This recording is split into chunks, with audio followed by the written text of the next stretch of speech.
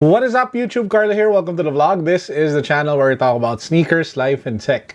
And for this episode, we're going to do my unboxing as well as on-feet review and 7 important things you guys need to know about the BALENCIAGA Track Trainer sneakers. Let's go!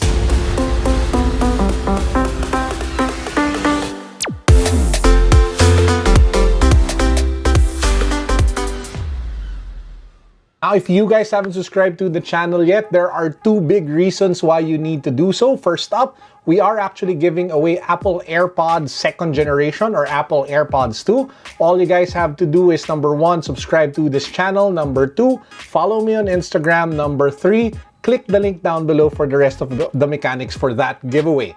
The second reason is we're actually giving away a Supreme BOGO sweatshirt. So all you guys have to do, again, you have to be subscribed to the channel, you have to follow me on Instagram, and then you have to click the link to that particular giveaway, again, found in the description box.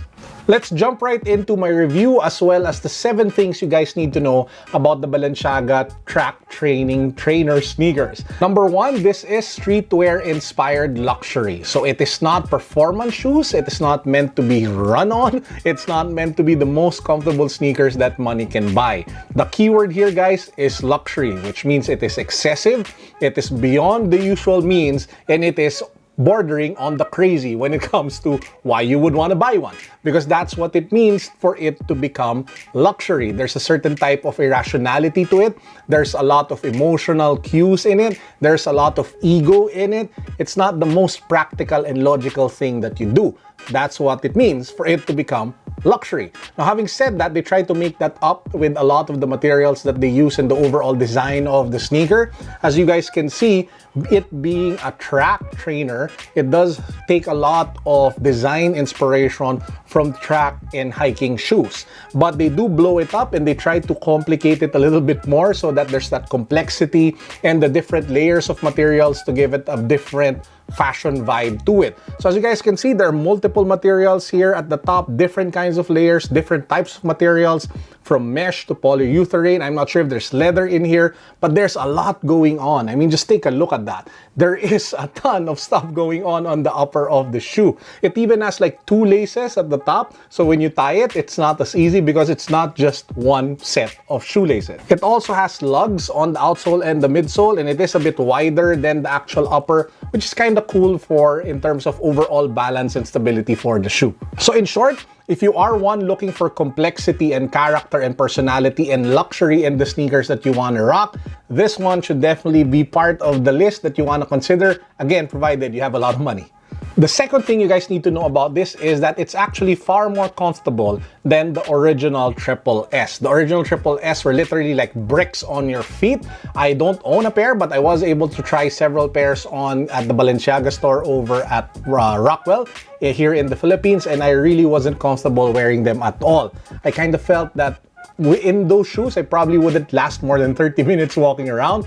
This one is a superior improvement to the original when it comes to overall comfort and lightness. I think them going for that trainer vibe versus the exaggerated, crazy 90s dad shoe chunky vibe that they went with the original Triple S paid off with the track. So if you love the Triple S but you hated the fact that it was so heavy, the track is probably for you. Again, please take note that it isn't the most comfortable sneaker out there, especially if you compare it to a lot of the more affordable sneakers that focus on performance and comfort. But as far as chunky sneakers go in the luxury world, this is one of the lighter ones that you guys can actually wear. Number 3, and this will come as a surprise to a lot of you, if you take a look at the tag, it doesn't say made in Italy. This one is actually made in China. A lot of the Balenciaga products today are actually made in China, no longer in Italy. And that, I think, will come as a shocker to a lot of you who are into luxury goods, because one of the big reasons why a lot of luxury fans buy luxury brands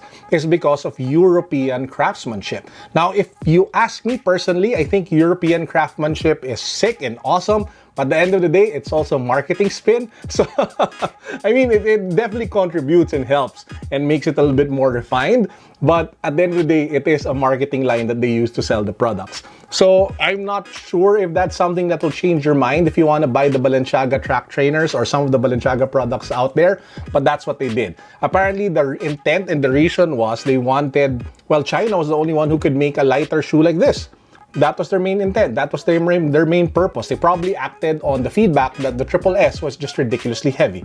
And maybe that's the reason why. That and probably bringing down the cost of their production. Number 4, and this is one of the reasons why the Balenciaga brand and the Balenciaga Track and Triple S sneakers are actually doing well, at least in my opinion. They actually hold their value well. A lot of the luxury products that you guys buy, they're kind of like cars. The moment you buy them, the overall value goes down. You can't sell them for a lot. You can't sell them for the price that you bought them. Not all products are like that. The great thing about the Balenciaga track trainers and Balenciaga's products in general is that they hold their resale value pretty well. I'm not saying that you will make money on them if you sell them down the road, but you can even avoid taking a loss if you buy one.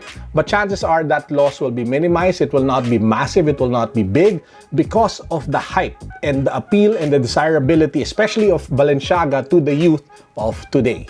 Number 5, and this is more of a tip more than anything else, if you guys will pull the trigger on this, a luxury sneaker like the Balenciaga Track Trainer sneakers, I would highly recommend that you go for a sneaker with colors that you can rock regularly. Because if you will be spending a lot of money, it would be for you to get a lot of mileage out of the shoe. So if you buy one with like super loud colors, chances are you won't be able to wear that with all of your outfits. The great thing with muted designs like this one, and the reason why I actually picked this one is because it reminded me a lot of the Presto, the OG Presto. It's easy to wear. You can put it on jeans, you can put it on track pants, you can put it on like plain black look or gray look or whatever it is.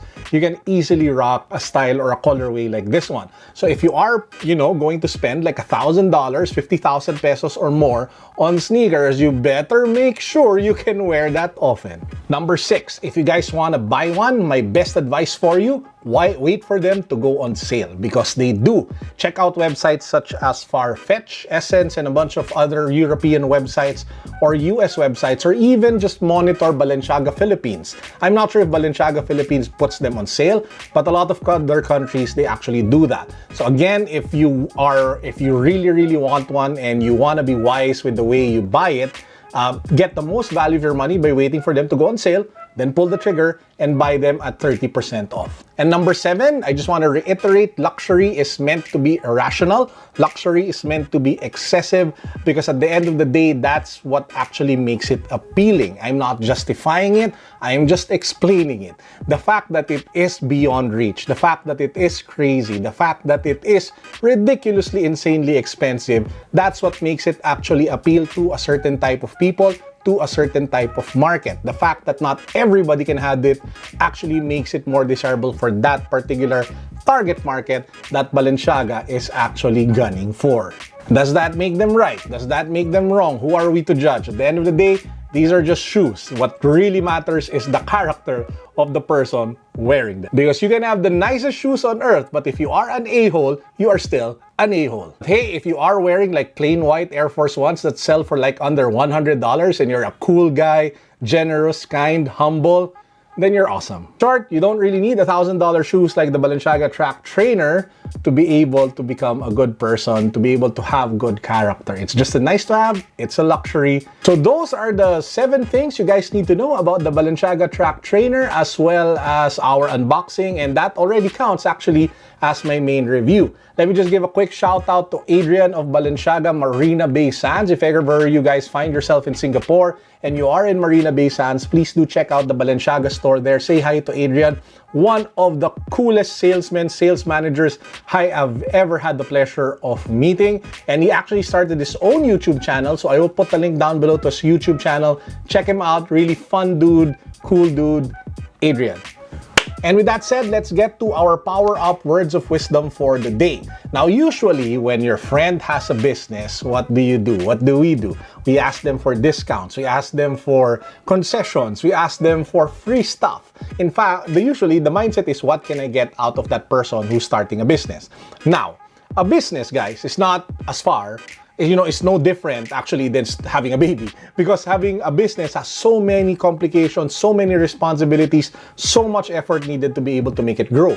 So if we have baby showers and we give free stuff for the baby, My advice, if you have a friend who put up a business, if you have a friend who's putting up a business, don't ask for discounts. Pay the full price. In fact, try to support that person as much as you can because he is trying a lot. He is trying hard to be able to make his business successful. And as a friend, as a real friend, as a genuine friend, you would want him or her to succeed. That said, I hope you guys enjoyed our vlog for today. I hope you're all having an excellent week, and I pray that you all have a restful and meaningful weekend up ahead. Peace, God bless, what's up, boom.